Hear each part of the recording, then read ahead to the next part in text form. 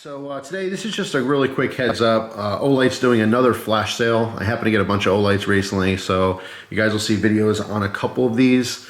But yeah, just kind of a heads up for anyone in the market for a flashlight. If you're considering Olight, it's worth looking, obviously, to save some money. Lately, I changed up my EDC. This is the Hitch and Timber 2.0 pocket organizer that I love. Changed my lighter, which you guys may or may not have seen the video on already. Probably saw the video.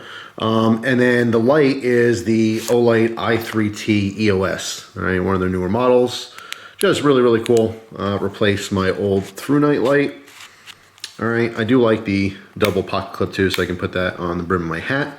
Have worn a baseball hat a lot lately. Also the Secret 2, and they have some traffic cones, which is really cool. Something a little bit different.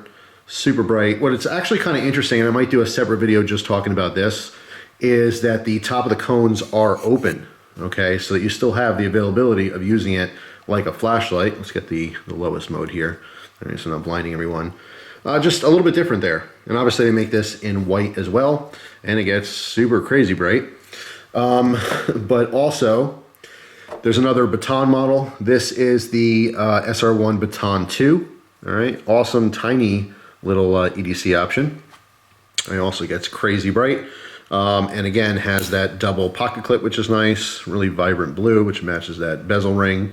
Pretty interesting. And this one, which I might put on one of my jacket poles. You guys know from watching past videos, if you have watched the channel for a while, I like tiny little micro lights. So I'll call this a micro light.